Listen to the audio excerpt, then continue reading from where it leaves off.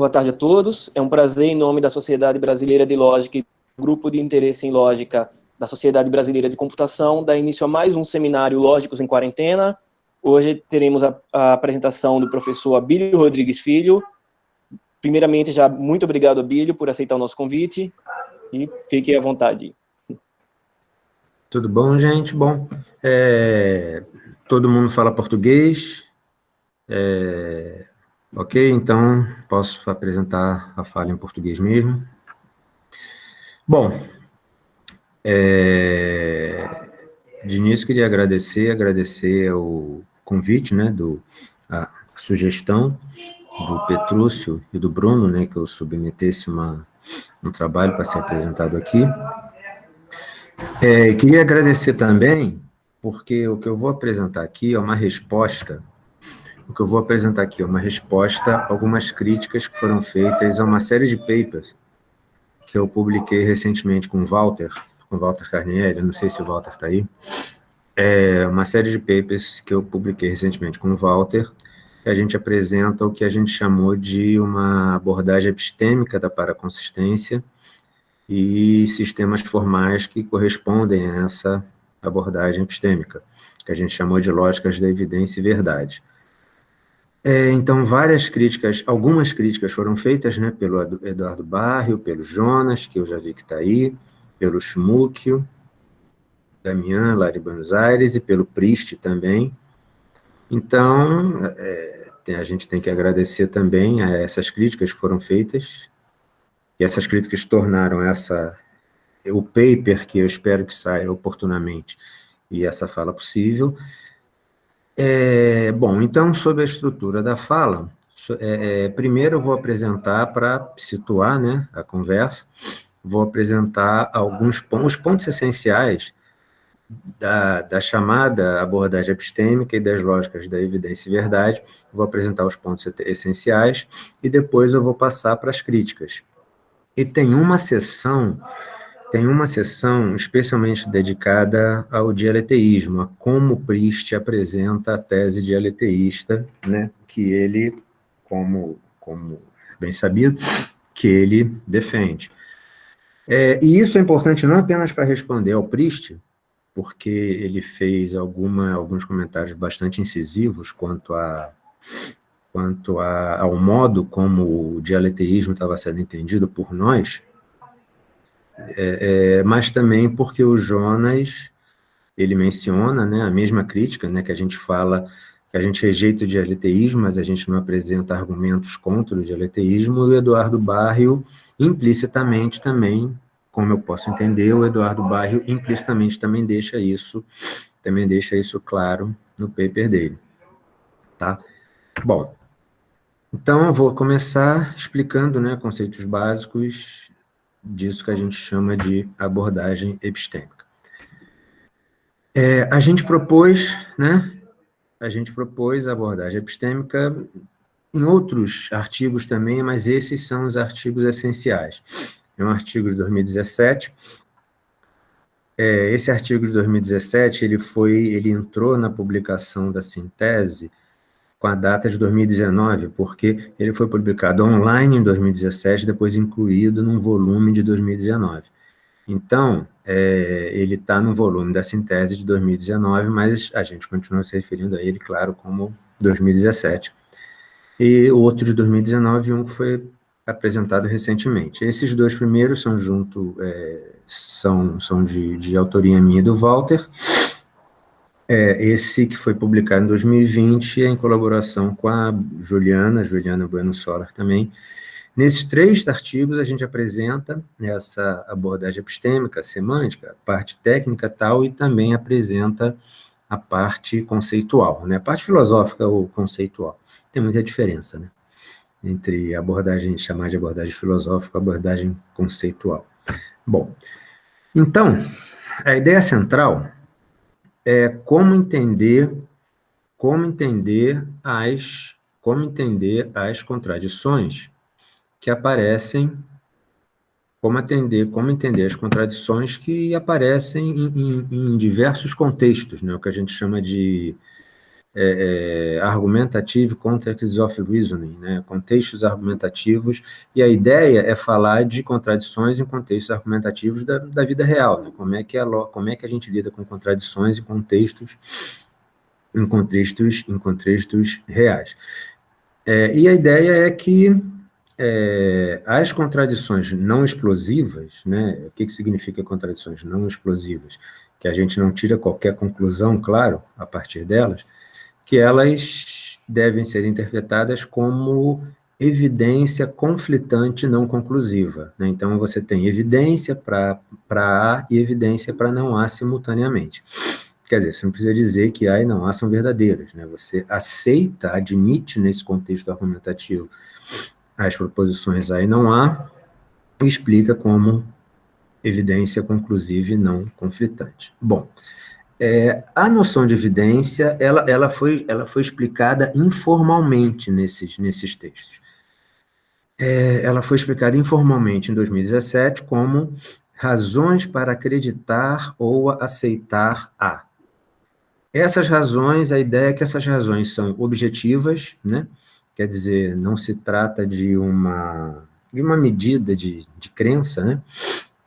Evidência pode ser não conclusiva, né? Claro, é um dos pontos centrais para que a gente possa interpretar as contradições. Evidência, claro, que não implica verdade. Então, evidência não você pode ter evidência para alguma coisa nesse sentido que a gente está dando de evidência, sem que a proposição seja verdadeira. E evidência também não implica crença, e um remarque, uma observação que é redundante, considerando o que a gente falou, mas é bom enfatizar, porque essa interpretação em termos de evidência não pretende ser uma interpretação, não pretende ser uma leitura em termos de atitudes proposicionais. Bom, essa ideia foi tornada mais precisa nos artigos de 2019 e 2020, baseado na noção de informação proposta pelo Dan em 2008. O Dan, nesse paper de 2008, ele apresenta uma noção de informação bastante interessante. Eu achei bastante interessante a ideia, né, o insight dele, e é uma noção de informação muito adequada para a gente pensar, para a gente entender o que acontece hoje em dia, né? Essa avalanche de informação falsa, sem justificativa, né? Então, ele caracterizou a informação como aquilo que sobra, né? Aquilo que resta quando a gente tira justificação, verdade, belief e crença da análise do conhecimento como crença verdadeira justificada, né? Bom, o que sobra? O que sobra é um conteúdo semântico, o que sobra é apenas um conteúdo semântico, que pode ser falso, mas que é objetivo, tá? É objetivo, ou seja, não precisa que alguém esteja propondo, acreditando, blá, blá, blá, e não implica crença. Isso na internet, na web, hoje em dia, a gente tem esse tipo de coisa, né, o tempo todo. Então, como é que a gente caracterizou a evidência a partir, nesse texto de 2017, de 2019 e 2020? Como essa noção de informação do Dan, mais uma justificação que pode ser não conclusiva ou mesmo errada. Então, qual é a ideia de evidência? A evidência, ela não pretende, quando a gente fala de uma lógica da evidência, ou quando a gente interpreta, né, a paraconsistência dessa maneira que está sendo sugerida, não é um conteúdo semântico puro, é um conteúdo semântico junto com uma justificação, que pode ser não conclusiva. Quer dizer, a ideia de justificação que pode ser não conclusiva, né, uma justificação que pode ser errada, ela é essencial para essa ideia de evidência, para essa noção de evidência proposta, porque, veja, se você tem uma contradição, claro que e supostamente você tem uma justificativa, uma pretensa justificativa para cada uma das proposições, aí não há, essa justificativa não pode ser não conclusiva, né? E pelo menos uma delas tem que estar errada. E o ingrediente epistêmico do título, Lógicas da Evidência e Verdade, abordagem epistêmica da paraconsistência, O ingrediente epistêmico está nessa ideia de uma justificação que pode ser não conclusiva. Daí a razão da gente chamar isso de uma abordagem epistêmica para a consistência.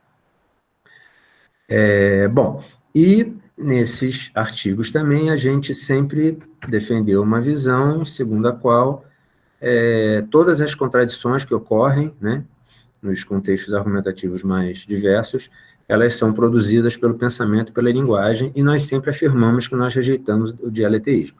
Só que existem duas tarefas diferentes. Uma tarefa é propor um sistema formal com uma interpretação pretendida, né, que foi o que nós fizemos e defendemos nesses artigos.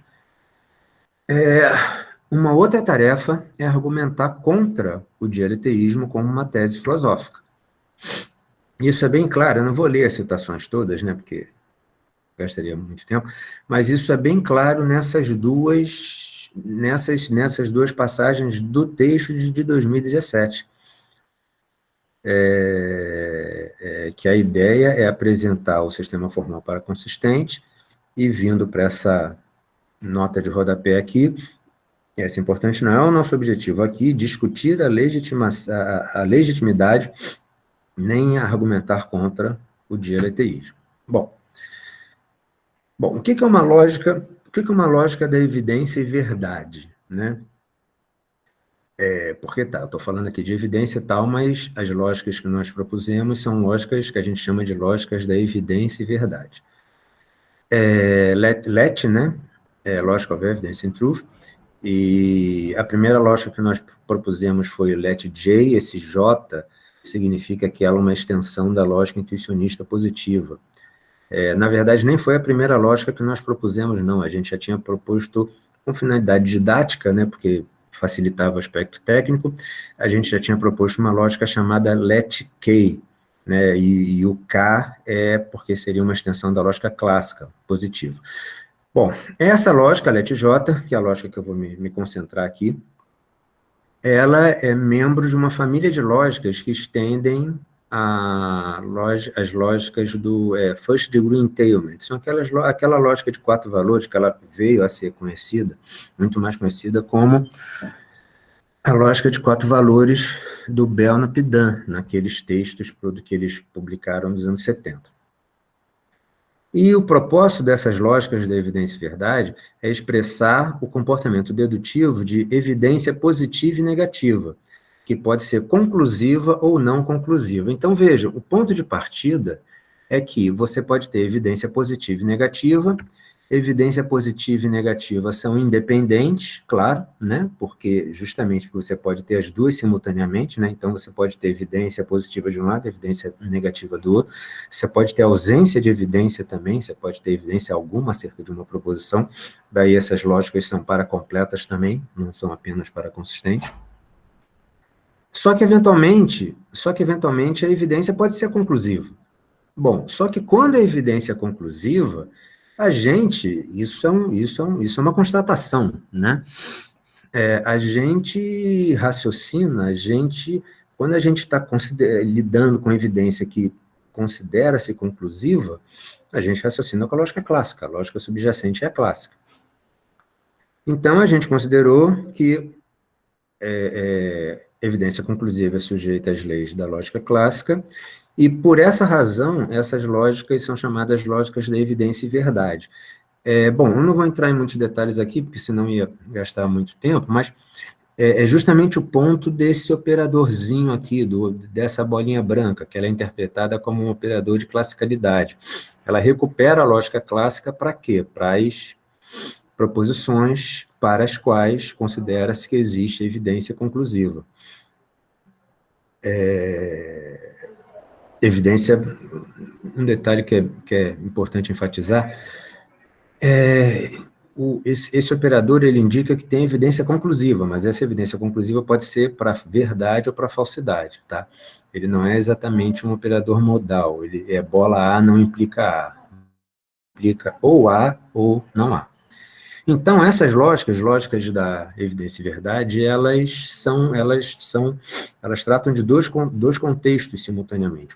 Elas são capazes de lidar com dois contextos argumentativos simultâneos, um de preservação de verdade, que é a lógica clássica, e outro de preservação de evidência.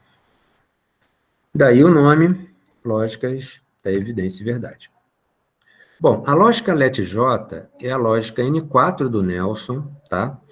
Estendida com esse operador de classicalidade. E a gente chamou a lógica N4, interpretada em termos de evidência, de BLE, Basic Logic of Evidence. E tem um detalhe, isso está explicado no artigo, a lógica BLE, ela é equivalente a N4, mas ela foi obtida como um fragmento da LET-J. A primeira lógica que foi obtida foi a LET-J. E a LET-J foi obtida como uma extensão da MBC, para quem tem familiaridade com o trabalho lá do Walter, Marcos, Marcelo e tal. MBC é uma lógica da inconsistência formal, né?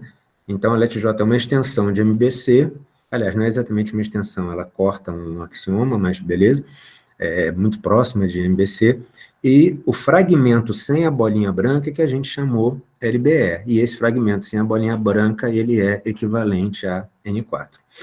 Bom, então é aquilo que eu já falei, essa bolinha branca, bola branca A implica um comportamento clássico para A, o que implica, por sua vez, o comportamento clássico para não A, não A, né, etc. E a interpretação pretendida da bolinha branca é que bola branca A significa que a evidência acerca de A é conclusiva. E aí, bom, o que acontece? A gente diz que essa interpretação pretendida ela é antidialeteísta. Por que ela é antidialeteísta? A interpretação pretendida, tá? Não é o sistema formal. O sistema formal, junto com essa interpretação pretendida, é dialeteísta. Por quê? Porque se você tiver bola branca A e A, a interpretação pretendida disso é que A é verdadeiro. Se você tiver bola branca A e não A, a interpretação é que A é falso. Só que se você tiver simultaneamente bola branca A e não A, o contexto trivializa, né? Quer dizer, o sistema formal, com essa interpretação, é que ele é antidialeteísta.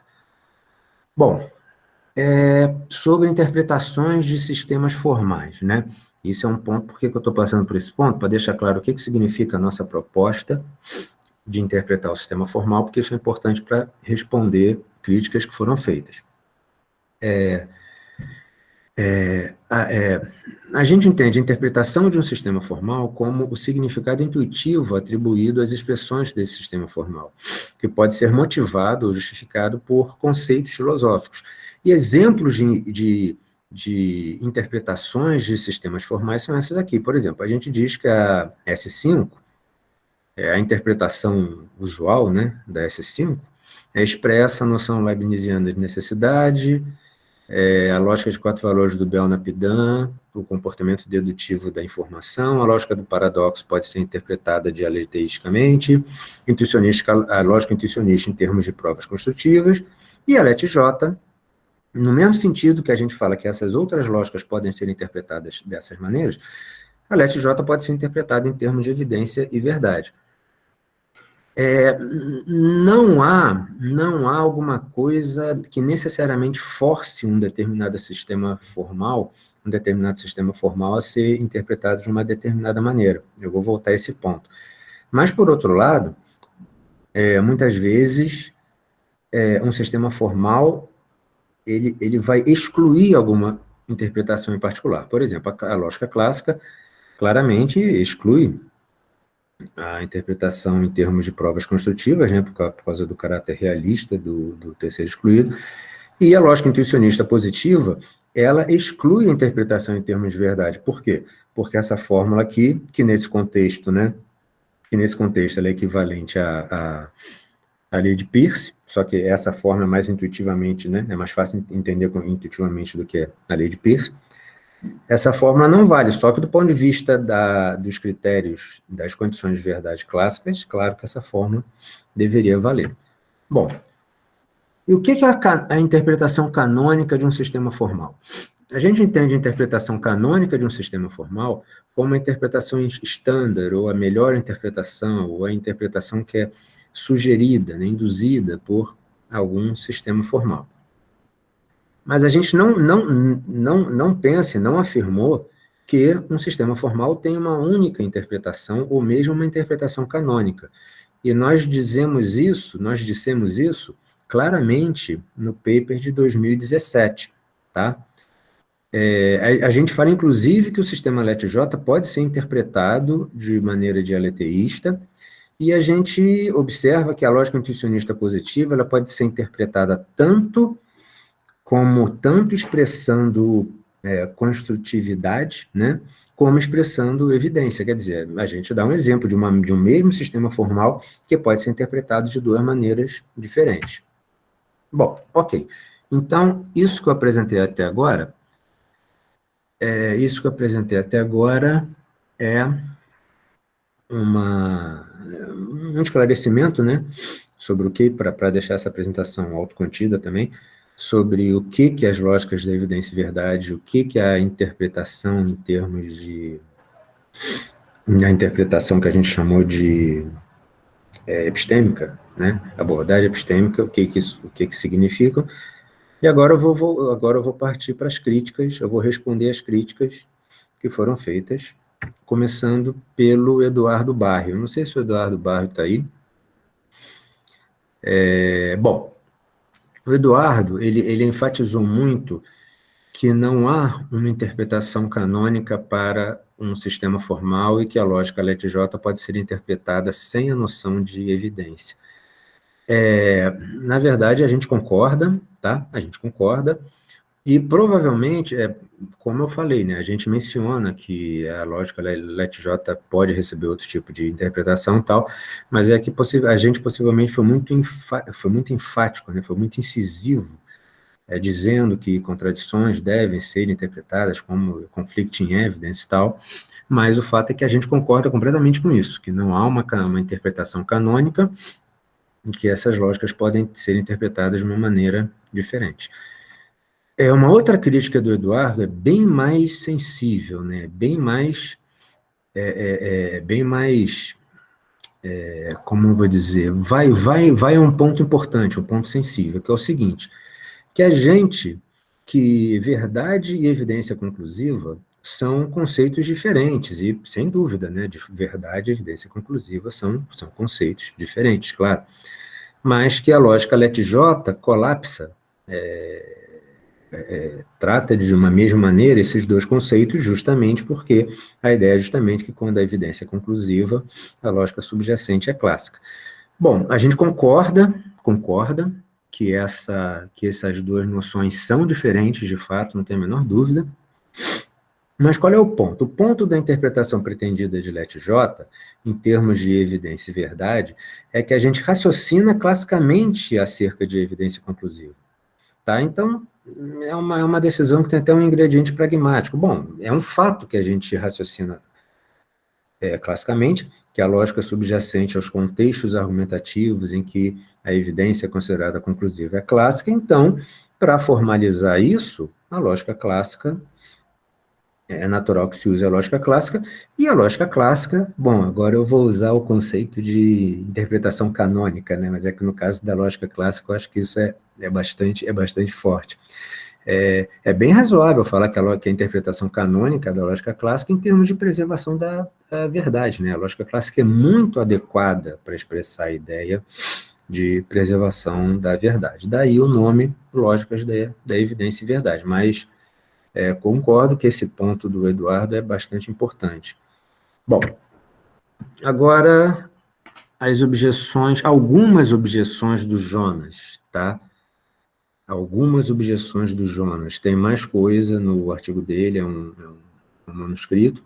Bom, uma objeção dele, que é mais um remarque, é mais uma observação que uma objeção, que uma interpretação filosófica de uma lógica é desnecessária, é uma adição desnecessária à conhecida distinção entre lógica pura e lógica aplicada.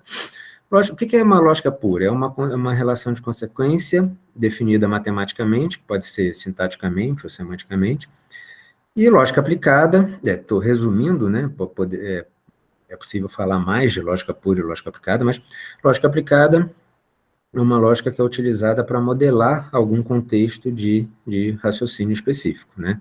É uma lógica que vai ser aplicada em alguma coisa. Bom,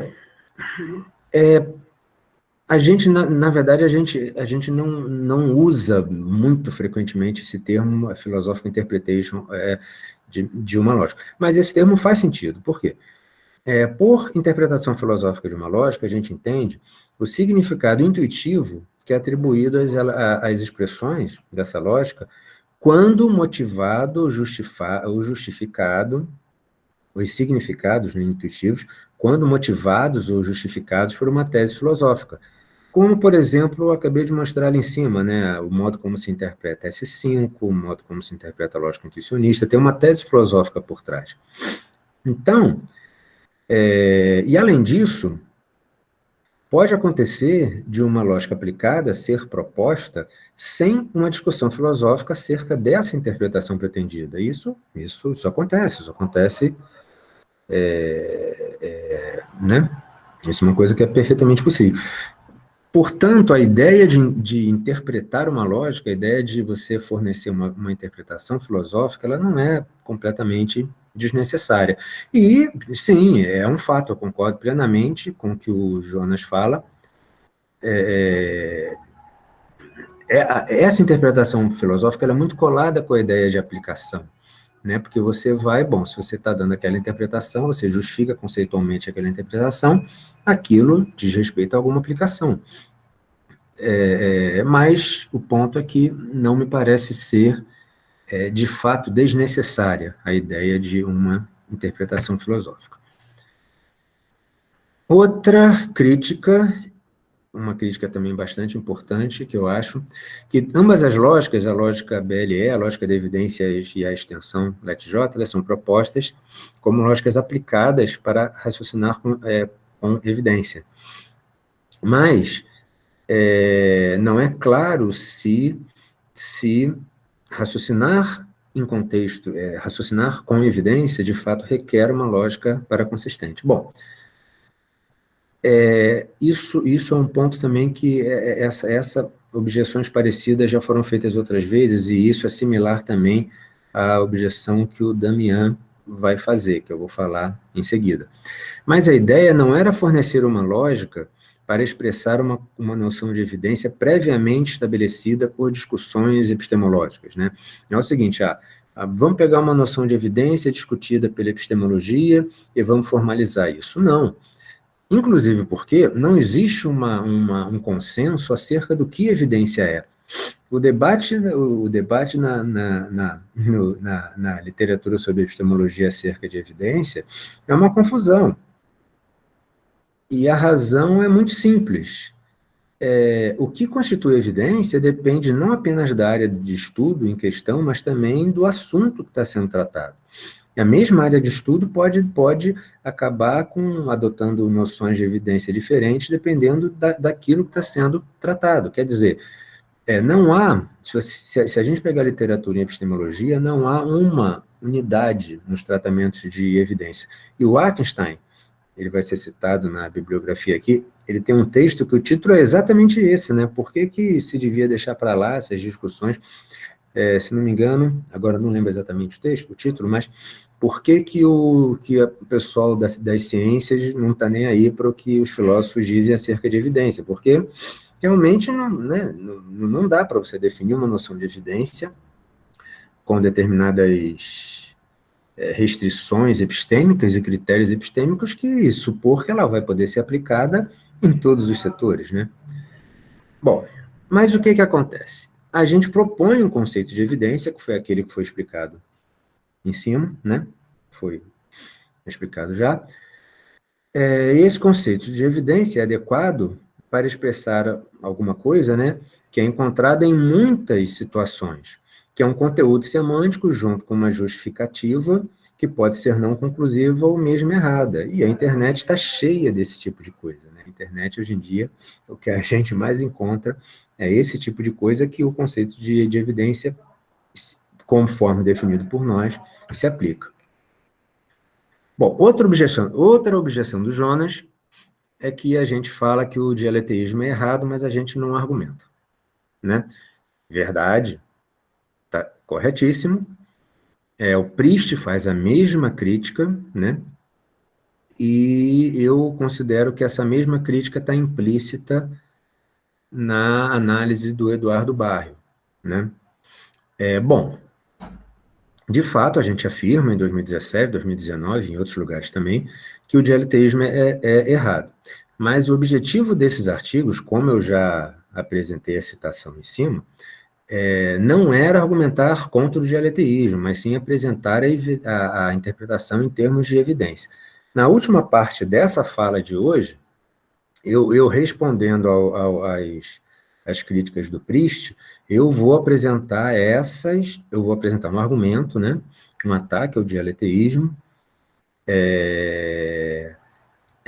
que é uma conclusão. Bom, primeiro eu vou fazer uma análise da tese dialeteísta e eu vou terminar aqui com a seguinte conclusão.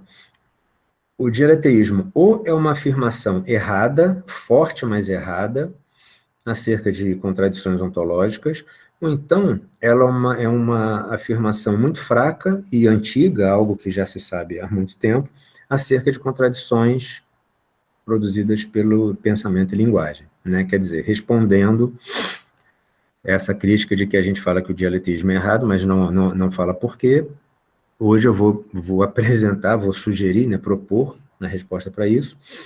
Bom, beleza. Então, o Nicolas Logerstio e o Damian Schmuck, eles fizeram mais críticas, tá, que eu tive que selecionar aqui. Eles fizeram um paper muito interessante, muito bacana, sobre essa interpretação em termos de evidência. Isso é apenas uma crítica muito rápida, mas que ela está de acordo com as outras coisas que eu já falei aqui.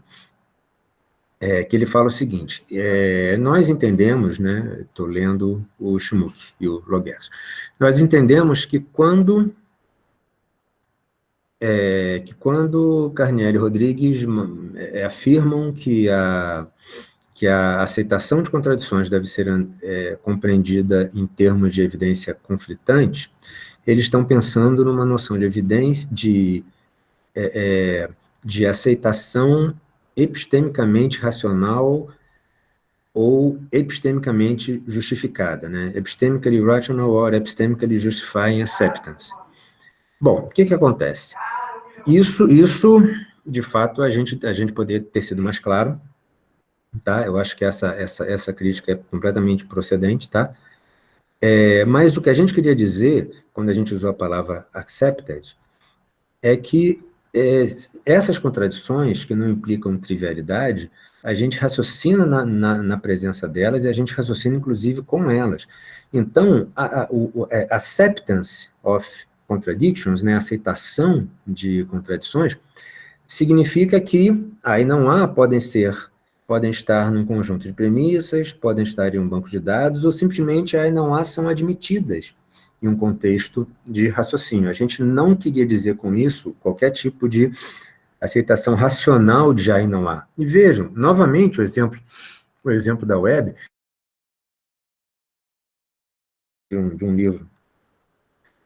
Se você fizer uma pesquisa sobre, né, por exemplo, né, qual é a idade da Terra, né, você vai achar que a Terra tem não sei quantos bilhões de anos, você vai achar que a Terra tem alguns milhares de anos, né, segundo uma visão não criacionista e uma criacionista. Então, ou seja, você tem duas proposições contrárias, você raciocina, as proposições estão ali naquele contexto, sendo apresentadas justificações e tal, só que elas são aceitas, né? O que quer dizer que elas são aceitas? Elas são admitidas naquele contexto, naquele banco de dados, que é a web é um banco de dados, elas são admitidas ali, e ali você encontra justificativas, afirmações, discussões, blá, blá, blá. Essa ideia de aceitar contradições é que a gente estava querendo dizer quando a gente usou a palavra accepted, tá, em relação a contradições. Ok. Bom, agora eu vou apresentar as objeções do Priest. Priest, ele fez 4 objeções.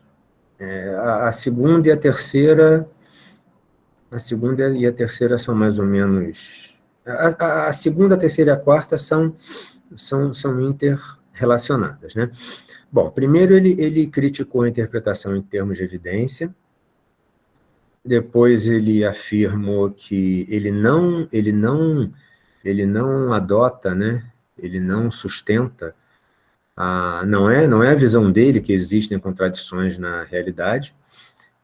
Ele fala também que o dialeteísmo não é comprometido com nenhuma visão sobre a verdade em particular, e, em particular, ele pensa em rejeitar uma noção de verdade como correspondência, e essa rejeição não, ele não se compromete com uma noção de verdade como correspondência, e o fato de não se comprometer a verdade como correspondência tem a ver, claro, com essa afirmação aqui, de contradições na realidade. E ele fala que a gente diz que o dialeteísmo está errado, mas não argumenta, né? Exatamente, isso é a mesma afirmação do Jonas, e, como eu falei, eu acredito que isso esteja implícito nos argumentos do Eduardo Barrio também. Ok. Bom, a crítica dele à interpretação em termos de evidência é essa aqui. Que evidência pode ser descartada, né? Você pode jogar fora uma evidência que você tinha, que você pode ter evidência você pode ter que há... a ideia, resumindo, a ideia é que a evidência é monotônica, né? Que uma lógica é não monotônica. A ideia é que uma lógica da evidência deveria ser não monotônica. Bom, por que não monotônica, né? Aí ele dá aquele exemplo, né? Tweet is a bird, isso é evidência para tweet flies, mas tweet is a bird and tweet is a penguin is not evidence that tweet flies. Ok. Então, ele fala que, bom, a noção de evidência deveria ser não monotônica. Ele fala também que a lógica BLE, que é o fragmento da LET-J, ela torna válida a introdução da conjunção, ela é uma lógica adjuntiva, mas, aparentemente, há razões para...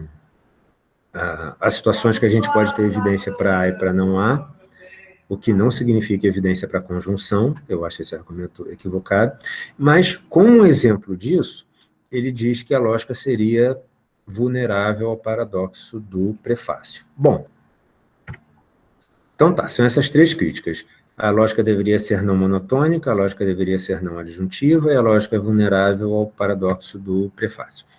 Bom, considere esses 3 conjuntos de sentenças que eu denominei T1, T2 e T3, justamente para dar a ideia de que são diferentes estágios, né, diferentes momentos do tempo onde você tem informações. Onde você tem contextos argumentativos com determinadas informações e, claro, com determinadas proposições. Então, em T1, a gente tem tweet é um pássaro, tweet voa... Não, tweet é um pássaro, pássaros voam e tweet voa. Aí, num momento T2, a gente recebe a informação que tweet é um pinguim, e pinguins não voam. Então, a gente tem simultaneamente que tweet voa e tweet não voa, né? Então, a gente tem... Bom, nesse instante T2, a gente tem um contexto paraconsistente, né? Por que um contexto paraconsistente? Esse contexto não é trivial, ninguém vai concluir qualquer coisa nesse contexto 2, ninguém vai incluir qualquer coisa nesse contexto 2, mas a gente tem uma contradição ali. Aí, num terceiro momento, a proposição que tweet voa, ela é descartada, e a gente volta a ter um contexto que é consistente, né? É consistente, noção standard de um contexto que é não contraditório. Bom, agora, qual é o ponto? Então, vamos direto aqui ao ponto T2, né? O contexto T2, que é o contexto contraditório, representa o contexto no qual nova informação é disponível. E essa nova informação, junto com a informação que já era disponível, produz uma contradição. São contextos desse tipo que a interpretação em termos de evidência pretende representar. Então, veja, não é uma questão de revisão de crenças. A lógica da evidência não é uma lógica de revisão de crenças. A lógica para lidar com essa dinâmica, uma lógica para, ou melhor, uma ferramenta lógica para lidar com essa dinâmica, né, entre os conjuntos de sentenças T1, T2, T3, seria belief revision, né? Mas não a lógica. A lógica BLE, a ideia da lógica BLE é como se fosse, ela pode ser usada nesse contexto T2 onde tem a contradição, é como se fosse um retrato, é um momento onde você tem aquela contradição, ela não é concebida para representar esse processo, né, que vai do conjunto inicial, aparecimento da contradição, para o conjunto que volta a ser consistente. Bom, quanto à lógica ser adjuntiva, isso também é uma crítica que nós já recebemos inúmeras vezes. Porque é razoável ter evidência para A, é razoável ter evidência para não A, mas não é razoável ter evidência para conjunção A ou não A. Bom, primeiro que tem um problema com esse argumento, que é o seguinte, você tem que ter as duas coisas juntas. Então, você tem que ter evidência para A e você tem que ter evidência para não A. Bom, você não pode juntar essas coisas, então isso é evidência para A e não A. Isso me parece que se segue do próprio significado da conjunção, né?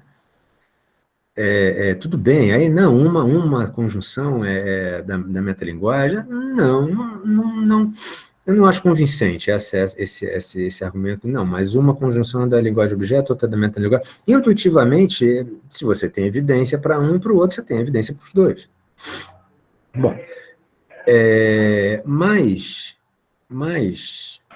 a gente pode fornecer um contra-exemplo, né, para essa ideia, que é o seguinte: imagina que você tem evidência conflitante para uma contradição, que ela é dada por documentos.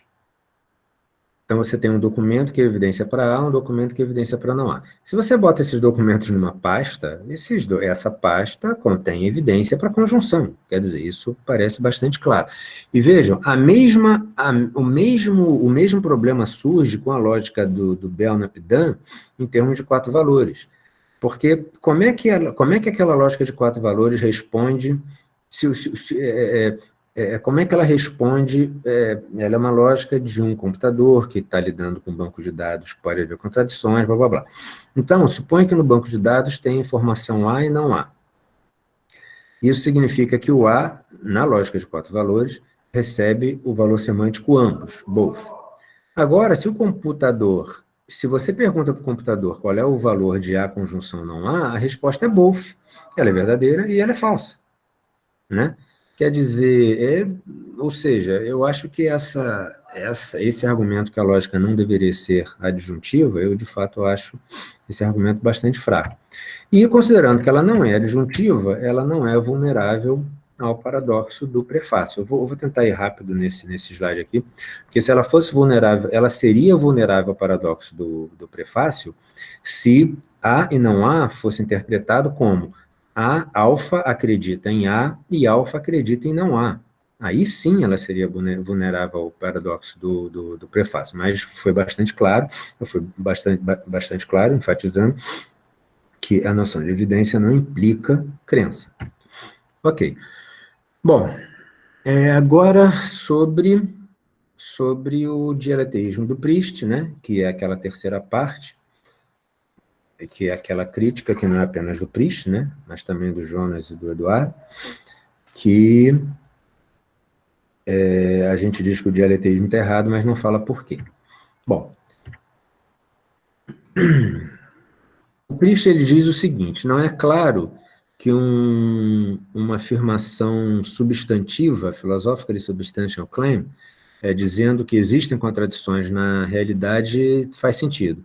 E mesmo que faça, eu não sou comprometido com isso. Bom, o que significam contradições na realidade?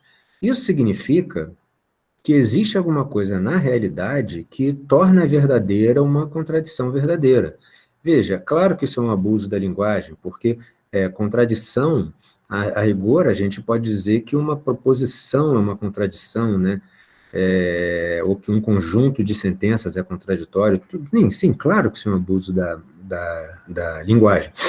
Mas, quando se fala, e não somos apenas nós, essa terminologia é extensamente utilizada quando se fala sobre dialeteísmo, a ideia de contradições na realidade é que existe alguma coisa na realidade que torna verdadeira uma contradição verdadeira.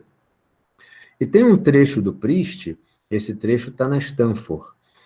Exemplos de dialeteias envolvem contradições que afetam objetos concretos e o mundo empírico. Quer dizer, tudo bem, ele tem outras passagens que ele tenta não se comprometer com objetos concretos do mundo empírico, mas tem pelo menos essa situação clara, né? Bom, como é que você vai compreender essa ideia de afetar objetos concretos e o mundo empírico? Como contar alguma coisa na realidade que é contraditória, que torna uma contradição verdadeira. E, de fato, o dialeteísmo do Priest é amplamente compreendido como uma afirmação acerca de contradições ou inconsistências na realidade ou no mundo, ou então com comprometimentos ontológicos. E comprometimentos ontológicos, claro que é para ser entendido como comprometimentos com a realidade, como a realidade é.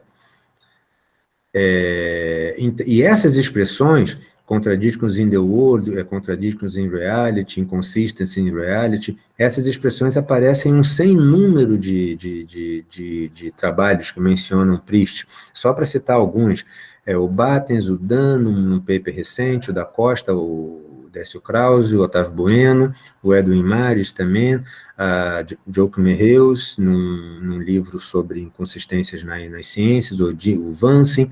Quer dizer, essa ideia, essa compreensão do Priest, do dialeteísmo do Priest como implicando em contradições reais, ela eu diria, ela é a interpretação canônica, né? Utilizando agora, né, a ideia de interpretação canônica. A interpretação canônica de uma lógica é uma coisa, a interpretação canônica de um autor é outra, né? É bem razoável falar que autores de filosofia têm interpretações canônicas, isso é uma ideia bastante razoável. Então, eu diria que a interpretação canônica do dialeteísmo do Priest é que ele é comprometido com contradições na realidade. Bom, mas por que o dialeteísmo é compreendido dessa maneira se o Priest afirma que ele não é comprometido com contradições em realidade? Bom, primeiro, aquela passagem que eu citei há pouco, e menciona contradições no mundo empírico. E tem outra coisa também, a gente sempre lê filosofia com um grãozinho de pimenta, né? Quando a gente lê um autor, a gente procura a leitura que faça maior sentido, né? A gente procura uma leitura que faça sentido. Claro que às vezes a gente procura exatamente o contrário, a gente procura no autor o que pode estar errado para a gente escrever, criticar, blá, blá, blá. Beleza, isso acontece também. Mas é um padrão, eu diria que o padrão em filosofia, quando a gente estuda Kant, Hegel, Frege, quem quer que seja, tem alguns que é mais difícil fazer isso, a gente procura fazer sentido do que a gente está lendo. E se o dialeteísmo for entendido de uma outra maneira, ele termina sendo uma tese desinteressante, né? Porque o que adianta você falar que existem contradições verdadeiras, mas é uma noção de verdade que não tem conexão com a realidade? Me parece que isso resultaria em uma noção de uma tese bastante desinteressante. Bom, aí o Priest afirma também que a definição de dialeteia que ele apresenta não é comprometida com nenhuma visão específica acerca da verdade. E no livro In Contradiction, aquele livro que a segunda edição foi de 2006, que está citado aqui, né, ele fala explicitamente de de verdade como correspondência. Ele fala, suponha que alguém endossa, né, adota a teoria da verdade como correspondência. Então, a verdade de alfa e não alfa vai corresponder a fatos numa realidade não linguística. Ok. Então, alguém deve supor que existe uma realidade não linguística, realidade é constituída por fatos, ou por entidades como fatos, e que existem polaridades nos fatos. Bom, polaridades nos fatos são são o que corresponde no texto do Priest aos bem conhecidos fatos negativos, né? Os fatos que o Bertrand Russell propôs, os fatos que eram exigidos pela teoria do atomismo lógico do Russell e que, né, essa ideia foi muito criticada, essa ideia reaparece em teorias de truth makers, como truth makers negativos, né? Então, qual é o ponto do argumento? Desculpa. Qual é o ponto do argumento do Priest? É que, para dizer que há contradições na realidade, alguém tem que obrigatoriamente se comprometer que existem fatos negativos. Assim, portanto, considerando os problemas dos fatos negativos, contradições na realidade são difíceis de engolir. Bom, esse argumento é falacioso. Por que esse argumento é falacioso? Porque você não precisa se comprometer com fatos negativos para falar que existem contradições na realidade, que a realidade é, em algum sentido, contraditória. Por quê? O que é necessário para dizer, quais são os requisitos mínimos para a gente falar de uma contradição verdadeira? Bom, a gente tem que aceitar, né, aquela ideia que uma proposição verdadeira é tornada verdadeira pela realidade, até o Quine, né, aquele slogan do Quine, no sentence is true, but reality makes it so. Essa ideia que verdade é fundada na realidade, isso é uma coisa que, né, mesmo alguém muito que rejeita noções metafísicas como Quine, noções metafísicas, noções que não podem ser filosoficamente defendidas, bom, sem entrar na discussão acerca do Quine aqui, mas mesmo o Quine tem essa, né, que uma proposição verdadeira é tornada verdadeira pela realidade. A gente não pode, ao discutir o dialeteísmo, ignorar essa conexão entre verdade e realidade. Bom, então a gente pega simplesmente o esquema T na forma da relação de satisfação, né? Porque o esquema T, PA, sem somente ser PA verdadeira, ele tem uma outra parte, né, que diz que PA verdadeira, sem somente ser A, satisfaz PX, né? Porque verdade é definida pelo Tasker com a ajuda da relação de satisfação.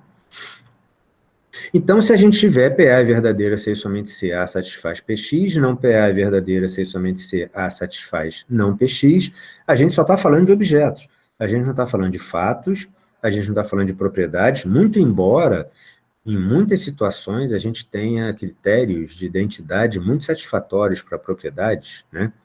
Mas a gente nem está falando de propriedades nem de fatos, a gente só está falando de objetos e predicados, tal como o Task propôs, né, com aquela ideia de utilizar apenas conceitos matemáticos, físicos, né, para definir verdade e tal. Bom, então, se PA e não PA são ambas verdadeiras, você tem um objeto A que satisfaz o predicado PX e o predicado não PX. Bom, a conclusão muito razoável é que esse objeto A é um objeto contraditório, e seria, aceitando esse mínimo, a gente já tem um argumento, a gente já tem algo que mostra que não, a realidade em algum sentido é contraditória. Em que sentido? Tem pelo menos esse objeto contraditório. Então, a conclusão é que a gente não precisa de fatos negativos para justificar a afirmação de que há contradições na realidade. Bom, o Priest afirma que nós não entramos nos argumentos contra o dialeteísmo. Esse mesmo ponto a gente encontra no Jonas Arenhardt e no Eduardo Barrio. Como eu já falei aqui, o objetivo em 2017, 2019 e 2020 não era argumentar contra o dialeteísmo, e a gente, inclusive, menciona, afirma, né, que um argumento a priori, um argumento filosófico a priori, contra o dialeteísmo não vai funcionar. Bom, mas então o que a gente faz? A maneira mais efetiva de defender ou atacar o dialeteísmo é por uma análise do conceito de contradição verdadeira e dos exemplos de dialeteias, ou seja, dos exemplos de contradições verdadeiras. A gente afirmou já, em uma série de lugares, aliás, a gente sempre afirma isso, que todas as contradições devem ser compreendidas como relacionadas ao pensamento e à linguagem. E, de fato, não há problemas em contradições produzidas pela mente humana pelo nosso uso da linguagem. Essas contradições estão por aí. Então, agora a gente vai refinar essa ideia, vai tornar essa ideia mais precisa fazendo o que o Henrique Antunes fez na tese de doutorado dele, que foi uma adaptação do conceito proposto pelo Azuni. O Henrique Antunes, fez isso visando o nominalismo matemática. A gente vai ampliar essa ideia. E definir o seguinte: uma contradição é ontologicamente independente, se e somente se essa contradição não depende das nossas práticas linguísticas nem de processos psicológicos. Caso contrário, uma contradição é ontologicamente dependente. Uma contradição ontologicamente independente seria tornada verdadeira por algo que existiria mesmo que os seres humanos e a linguagem, o pensamento, não existissem. A nossa objeção ao dialeteísmo é que não há evidência de contradições verdadeiras ontologicamente independentes. Né? Não há evidência disso. Né? Essa é a nossa objeção principal em relação ao dialeteísmo. Bom, talvez eu esteja ocupando um pouquinho demais do tempo, né? Eu vou tentar ser mais breve nessa parte final. O Priest apresenta 2 exemplos de transition states e o paradoxo da flecha, mas essencialmente são exemplos relacionados ao movimento, né? Nos 2 casos, são objetos que se movem, né? Que produziriam dialeteias. Bom, a resposta é que, novamente, não é o caso de entrar em detalhe aqui, mas em ambos os casos existem ferramentas matemáticas que mostram que não existe contradição alguma envolvida. Por exemplo, considerar o paradoxo da flecha. Tem vários tratamentos matemáticos, isso é extensamente discutido, que mostra que não, isso é um falso, isso é um falso... que não tem, de fato, um paradoxo aí. Você consegue explicar perfeitamente o que está acontecendo, repito, com ferramentas matemáticas precisas, sem contradição nenhuma. Mas o ponto é o seguinte: esses 2 exemplos não são bem-sucedidos como exemplos de dialeteias. O problema é que, se eles fossem, eles seriam contradições na realidade, né? Porque o que adianta você falar dar o exemplo do paradoxo da flecha como uma dialeteia, mas disso não ser uma contradição na realidade, né? Uma contradição real. Agora vamos ver os outros exemplos. O paradoxo de Russell, paradoxo do mentiroso, situações jurídicas. Né? Bom, esses 3 exemplos são claramente relacionados ou à linguagem ou ao pensamento, porque, veja, paradoxo de Russell. Né? Bom, a conclusão mais razoável para a gente tirar do paradoxo de Russell é que o nosso conceito pré-teórico de conjunto era inadequado e ele tinha que ser consertado, exatamente como a teoria de conjuntos fez, né? Exatamente como a teoria Z, ou suas extensões, exatamente como é feito em teoria de conjuntos. Não, aquela concepção pré-teórica de conjuntos não funciona, a gente precisa consertar. Ou seja, é o nosso conceito de conjunto que não funcionou. É o paradoxo do mentiroso, né? O predicado verdade não se aplica a objetos ontologicamente independentes, né? O predicado verdade, o paradoxo do mentiroso e o lema da diagonal, e isso tudo, essas coisas são resultados acerca da linguagem. Não são resultados matemáticos, não são resultados acerca da matemática, são resultados acerca da linguagem, e eu diria, acerca do nosso uso da linguagem. Quer dizer, novamente, não seriam contradições ontologicamente independentes. Bom, situações, contextos jurídicos, né? Por exemplo, leis inconsistentes. Isso só mostra, bom, primeiro que em uma quantidade razoável de situações existe um critério para resolver a contradição entre 2 leis conflitantes, né?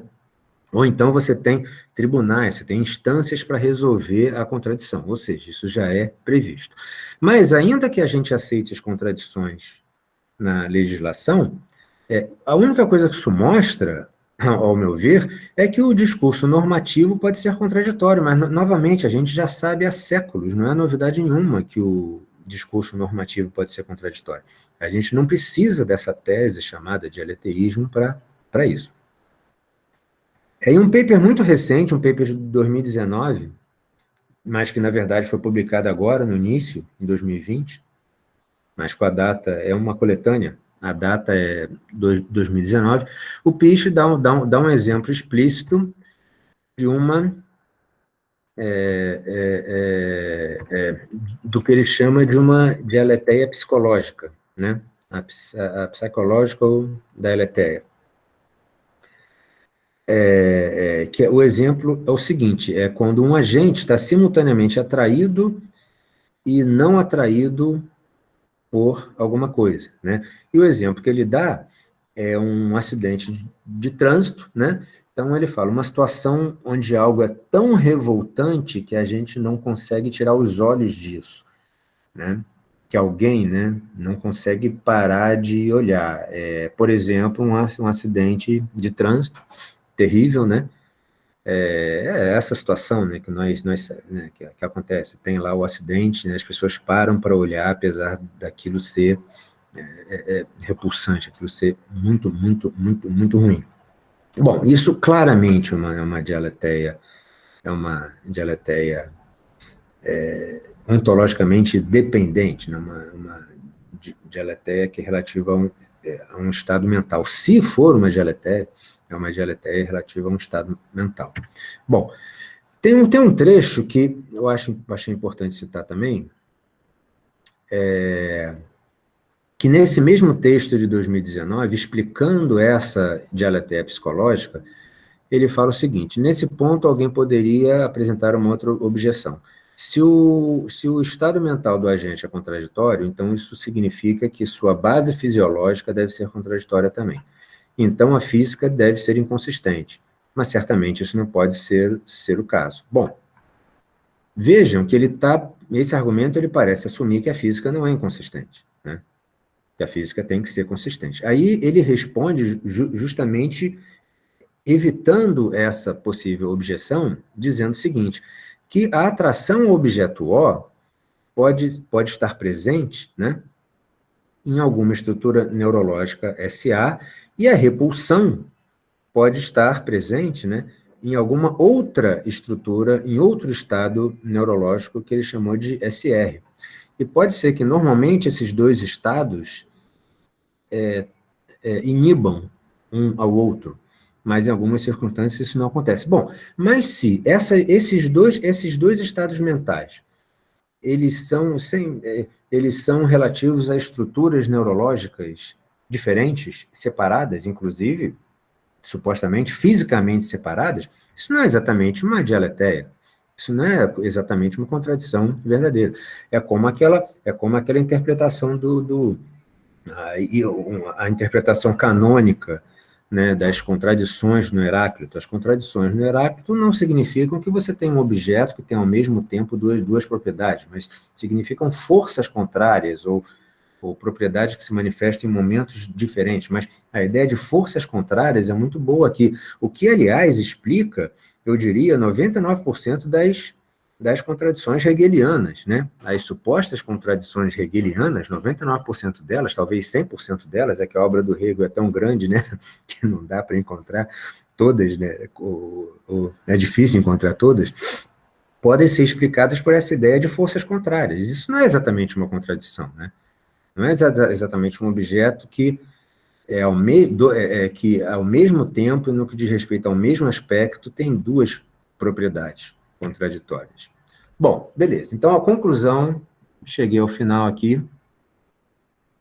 Então, a conclusão é aquele argumento contra o dialeteísmo, né, que eu mencionei lá em cima, que é um argumento que conclui que ou o dialeteísmo é errado, ou o dialeteísmo é uma tese muito fraca. E o argumento é o seguinte, uma contradição verdadeira que não tenha um link com a realidade perde seu interesse. Né? Qual é o interesse de falar de verdade sem conexão com a realidade? E o dialeteísmo acaba sendo uma doutrina esotérica, restrita, né, a um círculo de iniciados. Outro ponto, que é uma premissa, né, outro ponto, que é uma premissa, uma condição necessária para o dialeteísmo ser uma afirmação interessante é ser capaz de estabelecer um diálogo com outras ciências, inclusive as ciências empíricas, senão o dialeteísmo acaba sendo exatamente isso aqui de cima, né? Uma doutrina filosófica esotérica. Não há evidência que existe, ou nem mesmo que poderiam existir, contradições ontologicamente independentes. Por outro lado, que existem contradições ontologicamente dependentes, como os paradoxos, estados mentais, etc., isso não é uma afirmação controversa, pelo contrário. Portanto, para ser uma tese filosófica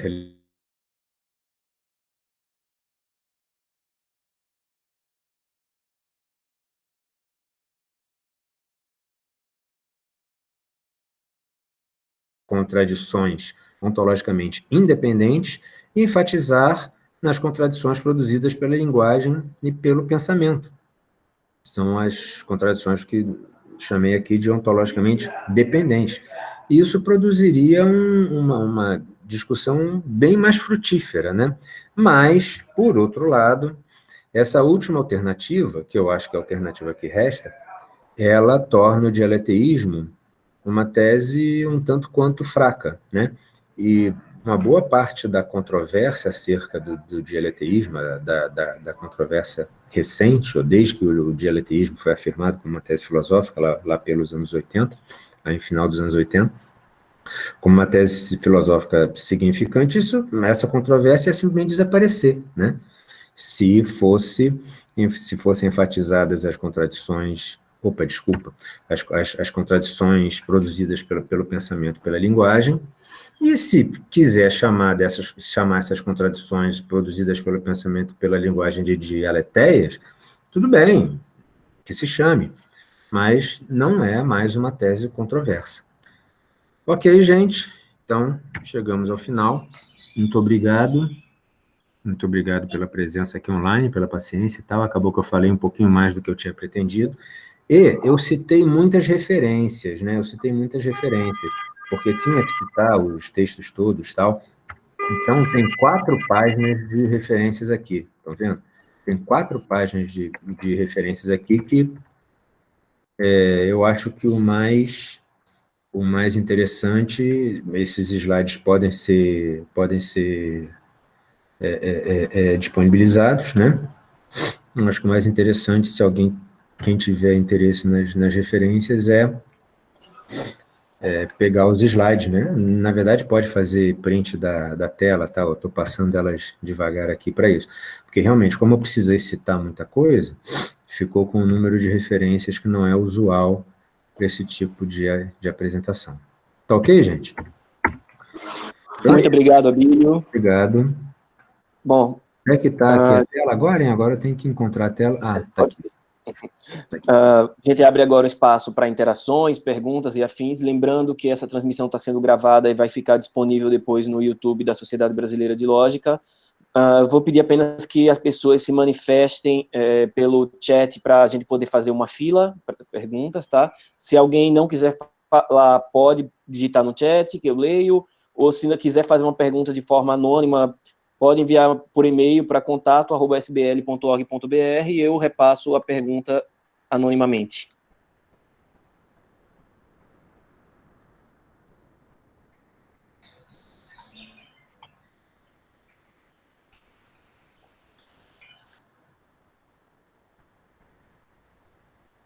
Professor Petrúcio, você tem a palavra.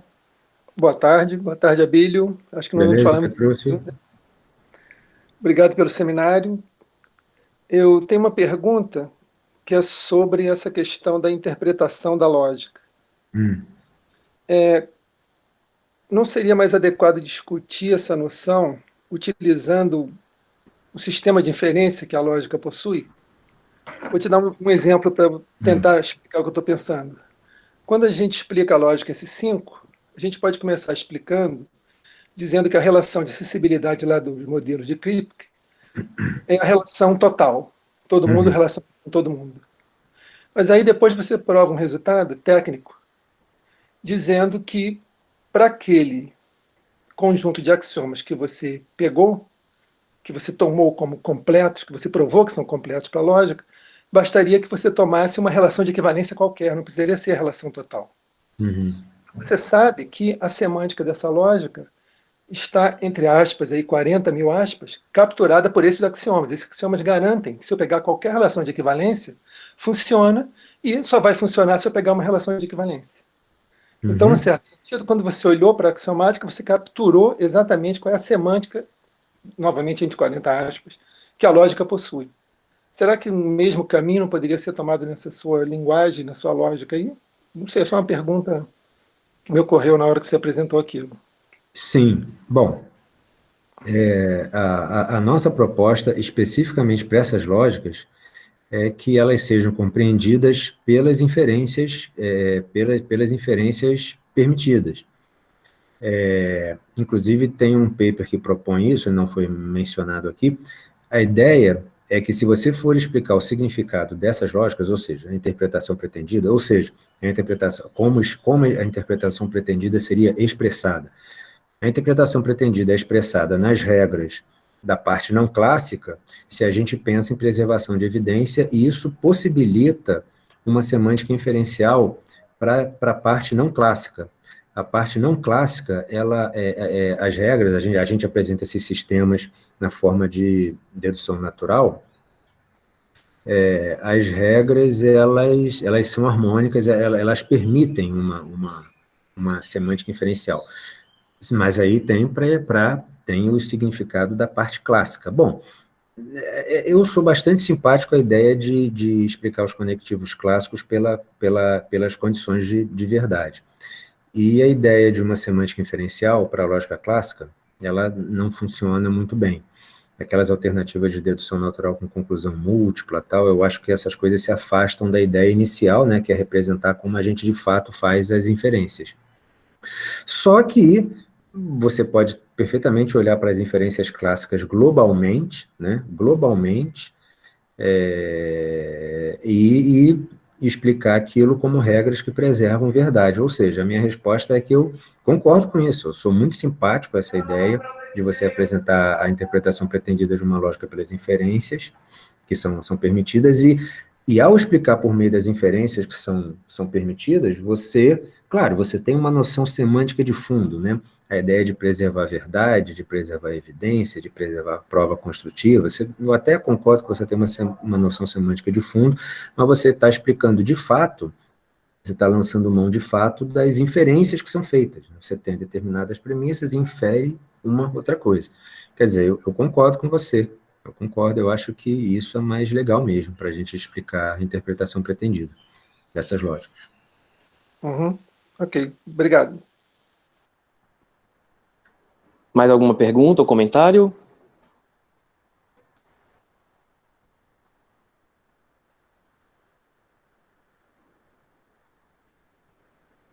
Bom, então, mais uma vez eu queria te agradecer. Jonas Becker. Jonas, pode falar? Se preferir, pode digitar.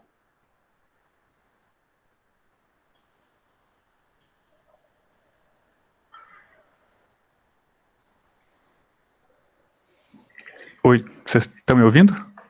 Estamos sim. Bem, eu queria agradecer ao Abílio, então, pela fala dele e também por ter levado em conta o meu manuscrito, né? E é uma pergunta mais de esclarecimento. Eu teria outras perguntas para fazer, mas é uma de esclarecimento, acho que a principal é sobre essa noção de evidência que você apresentou, que você falou uma noção mais fraca de evidência, e você menciona como exemplo afirmações que a gente encontra na web, né, na internet. Então eu queria saber se essa noção acaba não sendo fraca demais, porque assim, o plano então seria raciocinar com essa evidência que a gente encontra na internet, mas essas informações, né? Mas a gente encontra informação para tudo na internet, né? Então, se isso não seria praticamente a lógica não teria que ser uma lógica praticamente trivial nesse caso. Se haveria alguma lógica para tratar desse campo de informações, digamos assim, com o tipo de informações que está ali, né? Se você não acaba enfraquecendo demais a noção de evidência. Essa é a pergunta. Obrigado, Abílio. Tá. Bom, o Vansen, em um texto recente, um texto de 2018, se não me engano, ou 2017, O Vanson defende que a paraconsistência seja interpretada precisamente em termos de uma noção de informação sem nenhum ingrediente epistêmico, tá? Ou seja, a sugestão dele é justamente isso que você chamou de uma lógica muito fraca. E a lógica que seria adequada para isso é a lógica de 4 valores do Belknap, ou tem extensões dela, ou o Vanson tem trabalhos de Information-Based Logic, e uma das lógicas que ele trabalha é a N4, e a N4 Bottom, né? Que é a N4 onde você insere o bottom e explosão. Então, beleza. Então, essa ideia de que você tem uma lógica paraconsistente para lidar com uma noção de informação completamente desprovida de qualquer ingrediente epistêmico, ela está por aí. Eu não acho isso trivial, tá? Eu acho que isso tem o seu ponto. Mas o nosso ponto de incluir a noção de justificação, ele não torna a noção de evidência muito fraca, ao meu ver, pelo seguinte: quando você insere a noção de justificação, ou seja, a evidência é aquela noção de informação proposta pelo Dan, que é um puro conteúdo semântico, né?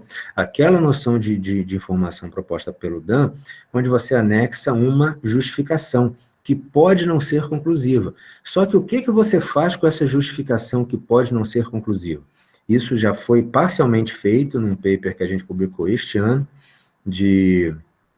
com uma semântica probabilística, né, que a ideia é justamente mensurar evidência, e isso tem desdobramentos que a gente tem pensado no assunto, que é o seguinte: quando você anexa, quando você define evidência junto com essa justificativa, que pode ter diferentes graus de confiabilidade ou de conclusividade, então você está justamente inserindo uma ferramenta que pode comparar de uma maneira efetiva, por exemplo, a afirmação que a Terra é plana da afirmação que a Terra não é plana, entendeu? Quer dizer, eu dei um exemplo absolutamente trivial, mas é simplesmente para mostrar que, ao acrescentar a noção de justificação, você possibilita uma ferramenta que definitivamente não é trivial. E, pelo contrário, é uma ferramenta, inclusive, muito difícil de se lidar. Uma das coisas que a gente pretende fazer, isso está até em andamento, mas é um projeto bastante... não é exatamente simples, é adaptar essas lógicas com processos de revisão de crenças. E como é que a revisão de crença seria feita? Como é que isso seria feito? Como é que você permitiria, por exemplo, inclusive, cancelar uma informação conclusiva para obter uma outra, né? Que isso na vida real é feito, né? A lógica marca como conclusivas determinadas proposições, só que existem proposições que são consideradas conclusivas hoje e amanhã não são mais, né? Como que isso seria feito? Isso seria feito justamente estabelecendo uma ordem nessas justificativas. Tá? Então, você tem uma ordem nas justificativas, que elas podem ser atribuídas semanticamente para essas proposições todas, e com algum critério a ser estabelecido nessa ordem das justificações, você pode ter o processo de revisão de crenças efetivado, né? Quer dizer, nesse ponto eu discordo. Eu não acho que essa noção de evidência proposta ela acaba sendo muito fraca. Essa noção de evidência proposta ela é muito geral. Eu concordo que ela seja muito geral, e o propósito é esse, é que ela seja geral a ponto de poder ser aplicada a diferentes áreas. Mas eu não acho que ela seja fraca por isso, porque justamente essa ideia de uma justificativa que pode ser mensurada, ela tem possíveis aplicações e possíveis desdobramentos que eu acho bastante interessantes.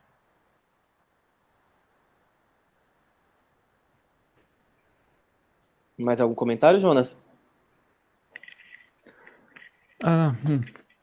Não, só talvez não sei se vale a pena discutir aqui, mas é o que talvez uma das objeções lá do Loguercio e do Smooks seria de que quando você consegue pesar as justificativas, então talvez o mais razoável seria você adotar aquela proposição que tem a justificativa maior, né?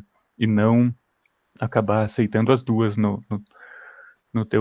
com premissas de uma inferência. Então, eu imagino que vocês devem ter uma resposta para isso também, mas só era mais isso, né? Obrigado.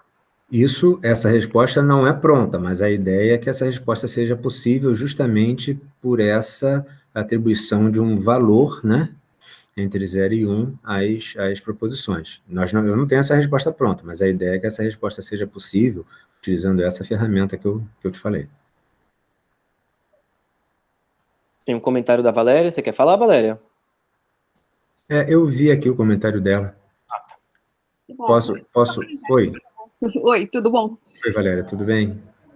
Legal. É só essa história de que evidências são sempre complicadas, né? E justificativa é pior ainda, assim, tem mais decisões na hora de fazer essa formalização, né?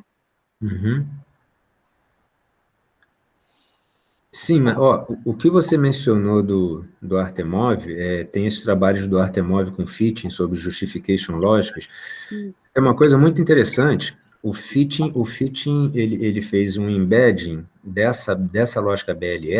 A lógica BLE é a N4, né, interpretada em termos de evidência não conclusiva.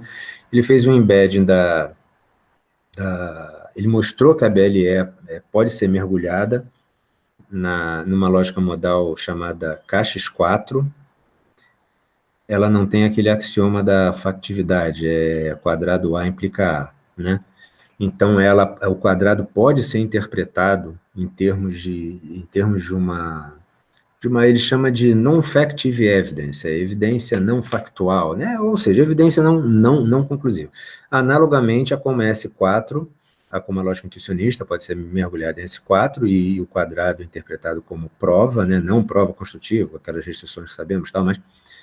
E ele fez, depois de embedding, e tem um embedding da S4 na justification logic J4, onde os termos são justificações e tal, e ele fez o embedding da KX4 na justification logic JX4, e a ideia dessa justification logic JX4 é que aqueles termos nomeiam justificações que não são conclusivas, né? É justamente essa ideia de uma justificativa que poderia estar errada. Quer dizer, só que, novamente, é bem provável que as justification lógicas possam ser aplicadas ou relacionadas, especialmente nesse projeto de revisão de crenças a partir dessas lógicas, né? Mas, novamente, isso tudo é trabalho que está para ser feito. Mas essa observação do Artemov é super legal, entendeu? É por aí mesmo. Obrigada. Obrigado pela observação. Ederson, pode falar? Oi, Abílio, tudo bom? Tudo bom? Obrigado pela apresentação, muito boa apresentação. Obrigado. É só uma questão de esclarecimento também, um pouco de curiosidade. Quando você fala um pouco sobre a crítica ao dialeteísmo, você faz a crítica do dialeteísmo considerando um dialeteísmo ontológico, se eu entendi bem, né, que tem a ver com a realidade. E eu queria saber se você considera os outros exemplos do próprio Priest ou de outros dialeteístas que se afastam de propósito desse tipo de dialeteísmo que assume a realidade, talvez o Bill, e se for para assumir o próprio Priest, né, o que você diria das outras motivações que o Priest coloque, que você colocou na sua apresentação, que tem a ver mais com linguagem do que com realidade, né? Por exemplo, paradoxo do mentiroso, se as lógicas da evidência teriam alguma maneira de tratar com isso. Era essa mais a dúvida, uma questão de curiosidade maior. Tá. Bom, eu não sei, eu tenho de confessar que eu não conheço em detalhe a posição do Bill, tá? É algo, inclusive, que eu preciso fazer, né? Mas eu não posso te responder agora sobre isso. Agora, veja, sobre o ponto sobre o dialeto, aqueles outros exemplos do próprio Priest, contradições em contextos jurídicos, contradições psicológicas, ou contradições que dizem respeito ao uso da linguagem, e essas discussões são muito legais. E, por exemplo, bom, sem querer, não dá para a gente puxar um outro assunto aqui, mas, por exemplo, o Hegel é um filósofo que eu acho muito interessante, eu acho dos filósofos mais interessantes na história da filosofia, e justamente o ponto da gente interpretar o Hegel de uma maneira frutífera, né, é entendendo aquele papo todo de contradições e tal, como dizendo respeito à história, à mente humana, ao conhecimento. E se a gente pega essa perspectiva para ler o Hegel e depois para pensar, por exemplo, o que seriam exemplos de dialeteias não comprometidas ontologicamente, a gente tem uma discussão muito legal. Eu apoio, eu acho absolutamente relevante essa conversa sobre contradições que têm essa origem, né? E se quiser chamar isso de dialeteísmo, tudo bem, que chame de dialeteísmo, mas que deixe claro, entendeu? Que deixe claro que o dialeteísmo não é uma tese acerca de contradições ontologicamente independentes e que as contradições ocorrem na realidade, mas nessa parte da realidade que diz respeito ao pensamento, à mente humana e o uso que fazemos da linguagem. Se quiser chamar de dialeteísmo uma tese filosófica acerca da ocorrência de contradições nesses contextos, delimitados dessa maneira como eu estou falando, tudo bem que se chame de dialeteísmo, mas, como eu falei, a controvérsia acerca do dialeteísmo desaparece, né? Porque a controvérsia acerca do dialeteísmo, que a gente encontra passagens naqueles autores que eu citei, e em muitos outros, eu diminuí aquele conjunto, né? Porque eu fiz uma pesquisa recentemente. Bom, quem é que interpreta o Proust como comprometido com contradições reais, ontológicas, na realidade, blá, blá, blá. Nossa, é uma lista interminável, né? Então, se a gente restringir o dialeteísmo a essa leitura, eu acho o dialeteísmo legal, mas a controvérsia desaparece, né? A controvérsia das contradições reais desaparece. Como aplicar a lógica da evidência em situações desse tipo? Bom, em contextos jurídicos é bem claro como é que você pode aplicar, né? Mas isso eu também não sei te responder, com exceção dos contextos jurídicos, que é claro como é que essa aplicação pode ser feita, eu não saberia dizer agora como que essas lógicas da evidência poderiam ser reinterpretadas para esse tipo de problema. Mais alguma pergunta ou comentário?